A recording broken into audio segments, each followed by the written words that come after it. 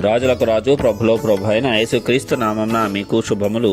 ఈరోజు దేవుడు మనకు అనుగ్రహించిన వాక్య ధ్యానము ప్రవక్త అయిన దానియేలు వ్రాసిన గ్రంథము 2వ అధ్యాయము 20వ వచనము. దేవుడు జ్ఞాన బలములు కలవాడు, యుగములన్నిటినూ దేవుని నామము స్తుతి నొందును గాక. ప్రియులారా, ఈ వాక్య ధ్యానాన్ని మనం పరిశీలించినట్లయితే జ్ఞానము బలము దేవుని యొద్ద ఉన్నాయంట. యుగయుగములన్నిటినూ కూడా ఆయన నామము స్తుతింపబడుతుందంట. అంటే ఆయన నామము ధరించుకున్న వారందరూ కూడా ఘనత నొందుతారు. అట్లా అని మరి ప్రస్తుతం ఆయన నామమును బట్టి మనము హింసలు పొందుతున్నాము, అవమానములు పొందుతున్నాము, తక్కువగా చూడబడుతున్నాము కదా అంటే అవన్నీ కూడా ఈ లోకంలో తాత్కాలికమైనవే. అయితే ఈ లోకంలో కూడా శ్రమలను నీవు సహించినప్పుడు దానికి తగినటువంటి ప్రతిఫలమును దేవుడు అనుగ్రహిస్తాడు. ఎంతగా అయితే నీవు మనుషుల చేత ద్వేషింపబడ్డావో, ఎన్ని శ్రమలకు గురయ్యావో వాటన్నిటికీ ప్రతిగా దేవుడు నీకు ఆశీర్వాదములు, ఆనందమును అనుగ్రహిస్తాడు. దాని ద్వారా దేవుడు నిజమైన వాడు అని నీవు గ్రహించగలుగుతావు. అయితే ఇక్కడ దేవుని యొక్క బలమును మనము ఎరిగి ఉండాలి. ఎందుకంటే ఆయన సర్వలోకాన్ని సృజించిన వాడు, సర్వశక్తిమంతుడైనటువంటి దేవుడు. ఆయన బలముకు సాటి అయినటువంటిది ఏదియూ ఈ లోకంలో లేదు. కాబట్టి ఆయన జ్ఞానము చేత ఈ లోకాన్ని సృష్టించాడు, బలము చేత దానిని పరిపాలిస్తున్నాడు. ఆయన యొక్క రాజ్యము కూడా యుగయుగములు కూడా నిలిచి ఉంటుంది. ఈ సత్యాన్ని మనమందరము కూడా తెలుసుకోవాలి, గ్రహించాలి. ఈ సృష్టిలో ప్రతి అంశాన్ని, ప్రతి వస్తువును, ప్రతి సృష్టిని మనము గనక పరిశీలించినట్లయితే దేవుని యొక్క అనంత జ్ఞానం అనేది మనకు తెలుస్తుంది. అయితే దానిని శోధించుట అనేది మనకు ఎన్నటికీ సాధ్యం కాదు. మనిషి తన యొక్క అన్వేషణ ద్వారా దేవుడు సృష్టించిన వాటిలో కొన్నిటిని మాత్రమే తెలుసుకోగలిగాడు. కానీ దేవుడు యొక్క ఈ అనంత సృష్టిలో సమస్తాన్ని గ్రహించుట మానవ జ్ఞానమునకు అందేది ఎంత మాత్రమూ కాదు. ఎన్ని యుగాలైనా సరే ఆ జ్ఞానాన్ని పొందుకొనుట అనేది అసాధ్యము. దేవుడు అనుగ్రహిస్తేనే ఆ మర్మములన్నీ కూడా మనకు బయలుపరచబడతాయి. సృష్టిలో అనేక రహస్యాలు, అనేక మర్మాలు దాగి ఉన్నాయి. వాటిలో కొన్నిటిని మరి శాస్త్రవేత్తలు, పరిశోధకులు పరిశోధించి దానిపైనే జ్ఞానమును ఉపయోగించి కొన్నిటిని కనుక్కోవటము జరిగింది. దాని ద్వారా మనము ఇప్పుడు సుఖవంతమైనటువంటి జీవితాన్ని జీవిస్తూ ఉన్నాము. అదంతా కూడా దేవుని యొక్క కృపయే. అంటే మనుషులకు ఎంతవరకు అవసరమో దానిని ఆయన అనుగ్రహిస్తున్నాడు. అయితే మనిషి విపరీతమైన లక్షణాలు కలిగి ఉండి తగిన దానికంటే కూడా ఇంకా విపరీతమైనటువంటి దాన్ని కోరుకుంటూ స్వనాశనం వైపు వెళ్తున్నాడు. అయితే దేవుడు దానిని కోరుకోలేదు. మనిషి ఏమేమి చేయాలి అనేవి స్పష్టంగా ఆయన చెప్పి ఉన్నాడు. దాని ప్రకారం నడుచుకుంటే దేవుడు కూడా సంతోషముగా ఆశీర్వాదములను కుమ్మరిస్తాడు. అయితే దేవుని ఆశీర్వాదముల కంటే ఇంకా అధికము కావాలి అనేటువంటి దురాశల చేత మనుషులు నడిపించబడుతున్నారు. కాబట్టి ఇతరుల పట్ల అన్యాయము చేసి తమకు మాత్రమే సంతోషము కలిగేలాగున తాత్కాలికమైన వాటి మీద వారందరూ కూడా మనస్సు నిలుపుతున్నారు.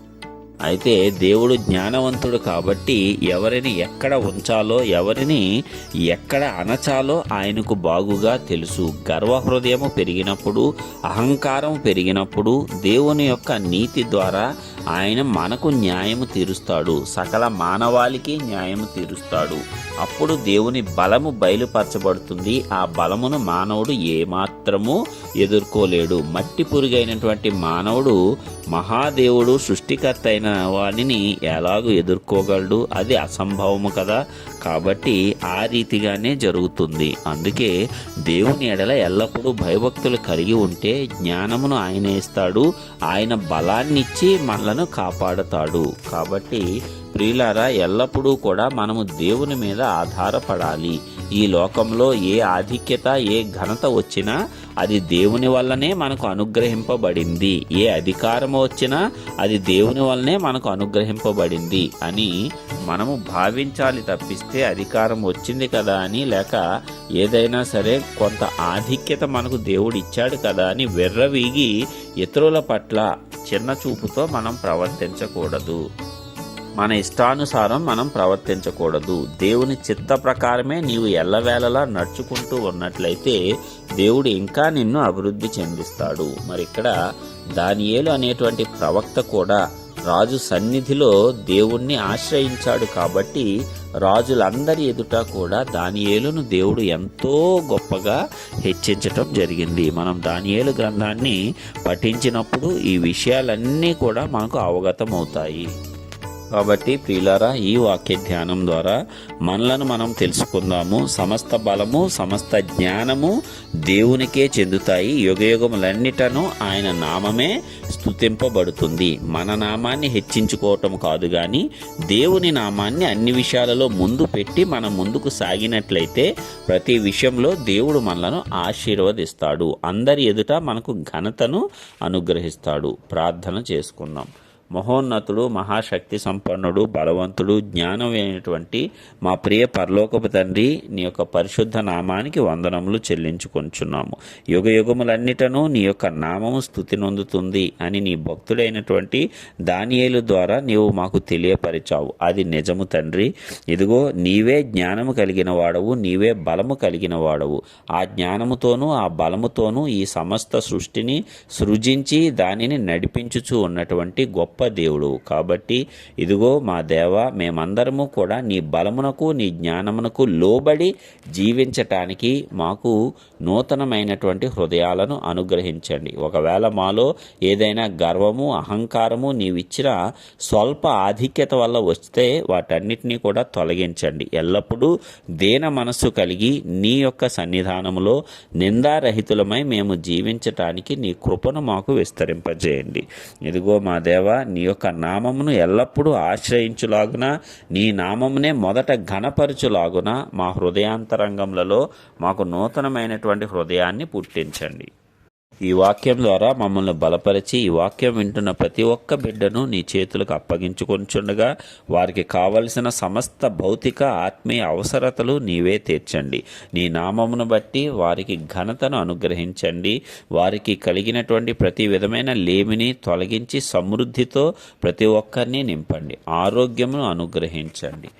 నీ యందు భయభక్తులు కలిగిన హృదయాలను అనుగ్రహించండి. సదాకాలము నీకు లోబడి ఉండేటువంటి మనశ్శాక్షిని ఈ వాక్యం వింటున్న ప్రతి ఒక్క బిడ్డకు అనుగ్రహించండి. నీ నామంలో ఉన్నటువంటి శక్తి మా అందరి జీవితాలలో సంపూర్ణంగా పనిచేసి ఈ లోకంలో మేమందరము విజయవంతమైనటువంటి జీవితాన్ని జీవించి దాని ద్వారా నీ నామానికే ఘనత వచ్చినట్లు నీవు మమ్మల్ని ఆశీర్వదించి హెచ్చించవలసిందిగా ప్రార్థించుచున్నాం. మహిమ, ఘనత, ప్రభావములు సదాకాలము నీకే చెల్లునుగాక. యేసయ్య నామం పేరట ప్రార్థించి పొందుకొంచున్నాం పరలోకపు తండ్రి. ఆమెన్.